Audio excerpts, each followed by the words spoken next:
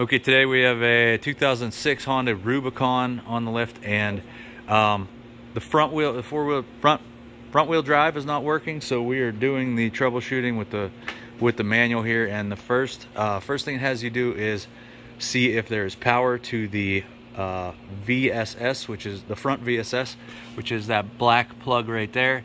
And you want to go from the left, which is black and orange, to the middle, which is green and yellow, and see if there's voltage. So Pete has it in there, and it shows we have 10.5 volts. So that's not the problem. So we're going to move to, so yes, it has voltage. Go to step 3. Then we're going to go to the ECM.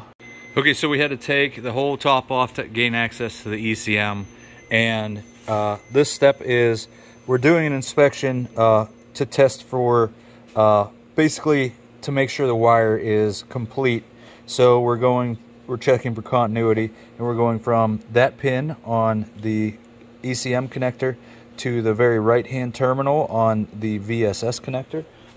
So down here, here's the VSS. We just tested these two for these two sides for power. Now we're testing that side for continuity up to the ECM in the middle pin there, and you can hear when the gauge touches that, it has continuity. You can hear by the beep. So now we're going to move on to the next step.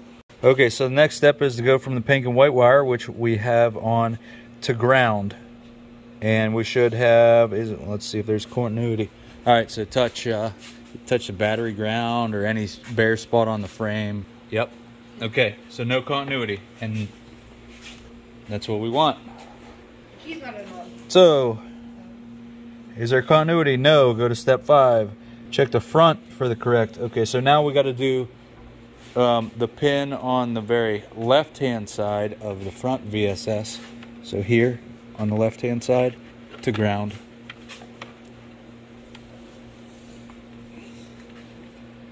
What? We touch that. Black. Ground. Yep. Okay. Are you touching that one? I'm touching the pin. Okay. All right. So. Okay. So it says to check to make sure the VSS is installed correctly.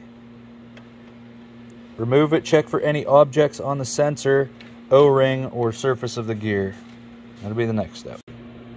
Okay. So we have the VSS out, and it doesn't look like there's anything wrong with it. There's the VSS, and it has a little bit of junk on it, but I wouldn't say that's anything that's gonna interfere with it. So Gage is gonna clean it off, and we'll take a peek down in the hole. What sensor? He's looking down the hole. Spin the wheel. Nice and slow.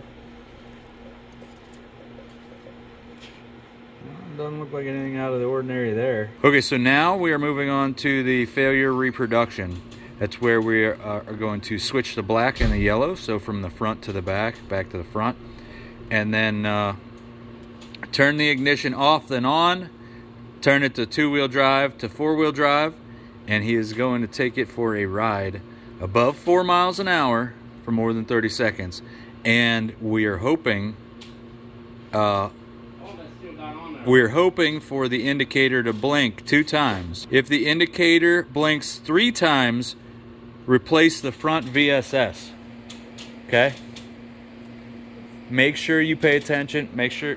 I better ride it. Make sure you pay attention to how many times it blinks. Yeah, 4-wheel drive. Okay, he put it in 2-wheel drive. I want to see if the wheels are going to spin. Front wheels are going to spin like they do.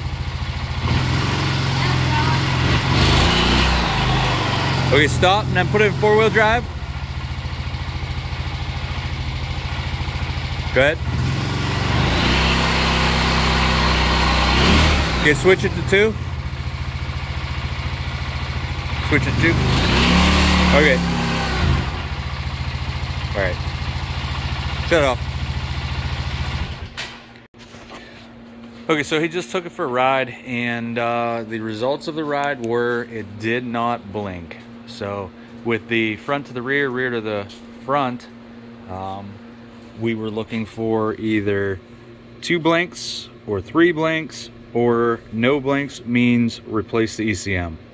Now, we just showed you how when you select two-wheel drive and four-wheel drive, it responds correctly. So it's when it thinks it's going into four-wheel drive, it puts it in four-wheel drive.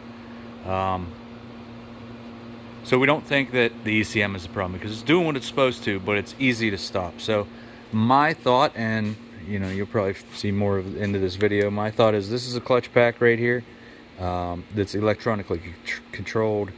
I believe this has gone bad. Pete thinks that this might be stripped out of it, because he's read online, and online it says that that this shaft can strip out. I don't think it's necessarily maybe that because when we stop the wheels as it's spinning, it doesn't make like any clatter or anything. So I think the clutch is slipping, but we're gonna try to figure out some more troubleshooting, because we don't believe that we need to change the ECM at this point. So you'll see whatever we figure out.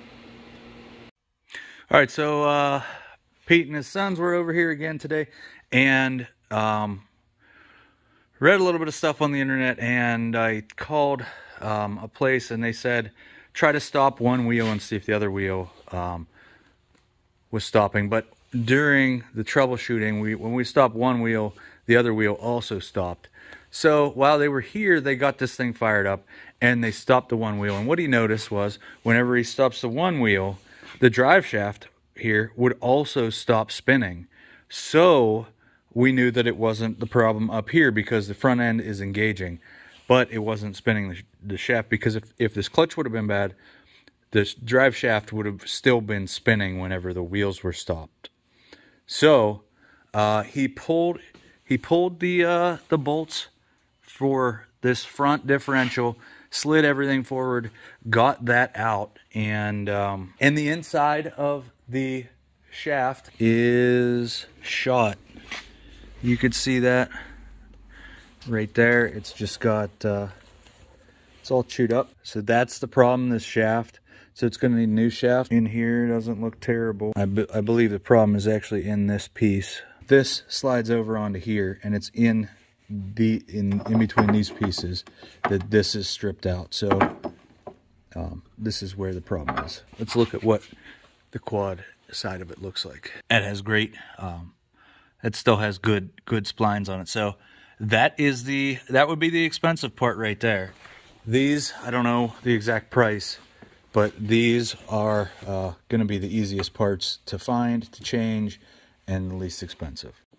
So that's what we found, is that shaft. I hope this video helps you. If it does, please subscribe to my channel, because it helps me and I appreciate it. Thanks for watching.